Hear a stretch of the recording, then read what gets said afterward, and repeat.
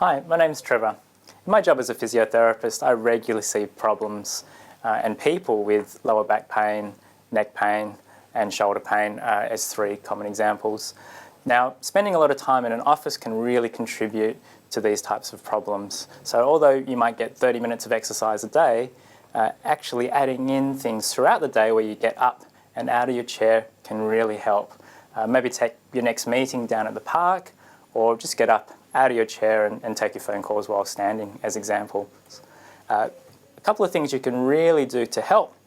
So just getting out of your chair can really help just even to stretch the front of the hips, because we get quite tight at the front of our hips. You can imagine here if my t-shirt gets bound down and stuck, you can see what actually happens to my lower back. But over and above that, in actual fact, this tightness here can affect what's going on in my shoulders and in my neck. So you could try this at home or in your workspace.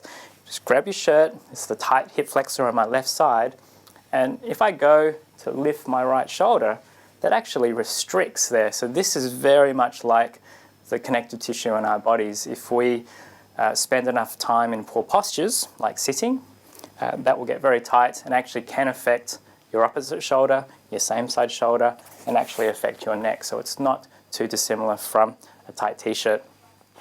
A couple of things that you can do getting up and out of your desk throughout the day is one, a nice simple exercise using a wall if you have access to a wall. If you don't have a wall, you could use a chair, but in this instance we'll use the wall that's just behind me here. You're going to use the wall as a bit of a prop, which helps with your balance, and we're going to do a lunge stretch. So key points with this stretch here is that you want to take the back foot back on the ball of the foot and bending into the front knee. The wall here acts as a bit of a prop, and you can actually start to push on the wall, and that will actually help to get the stretch in the front of the hip. Now you should feel the stretch in the hip of the leg that's going back. So in this instance, my left leg is where I'll feel the stretch in the front of my left hip.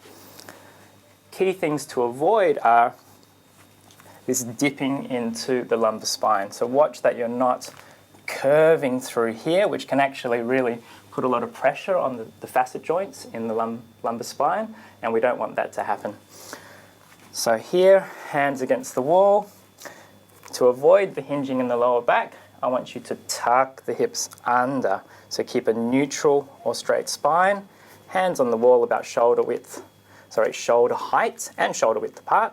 And if you've got the movement there, you push into the wall, and I can feel that stretch to the front of my left hip. If I were to do it on the other side, right leg back on the ball of the foot, right knee roughly at 90 degrees, hands at the wall, neutral spine, tuck the hips under, and already there I can start to feel that stretching in the front of my right hip, hands at the wall, and I start to push back through here. And that gives me more of a stretch in the front of the right hip. And I'd repeat.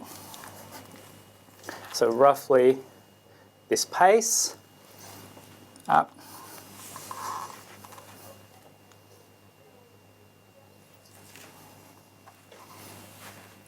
now this movement that we're doing here, rather than holding this position for 30 seconds to a minute, I'm actually moving and only holding the stretch for about 3 to 5 seconds each time. And what that does is it just helps to stretch the fibers at the front of the hip out. The connective tissue responds much better to a dynamic mobilizer than to a static stretch, which is held for an excessive length of time. So just doing maybe 5 to 10 times on each side, on each leg, and to feel an appreciable release in the front of the hip. Another stretch that's really nice and easy to do in a workspace is using a chair or using your desk. And this is just a variation on a downward dog pose. Hands on the desk. You draw the hips back. If you've got some reasonable length in the hamstrings, you can keep the knees straight. And if you don't have any lower back issues, and you draw the hips away, like so. And in this position here, you can start to move. So I move by bending my knees, like so. And what that does is I can get a better stretch along my lats or the side of my body as I draw away. So I'm feeling a stretch here on my left side if I bend into my right knee, and vice versa, if I bend into my left knee, I feel the stretch on my right side. And once again, in terms of movement and speed, I hold for a count of roughly 3 seconds and then switch. Once again, if you start to feel any discomfort through that, some amount of discomfort as a stretch is totally normal, but anything over and above that, pain or any sort of pins and needles or anything like that, please do stop and be careful with that. So just work within your levels, and gradually, if you're not very flexible, then just starting off maybe with bent knees in that stretch might be a bit easier, like so.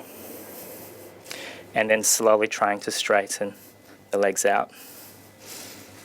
So this will help to really open up the spine, preventing this rounded posture here, this flex posture, which can really be exacerbated by sitting for long periods, and trying to open up the chest, which will really help the position that our head is sitting on our shoulders. So just to recap, lunge stretch against the wall,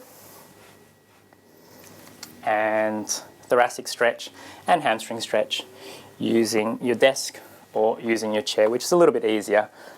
A higher prop, in this case the chair, will make that stretch a bit easier.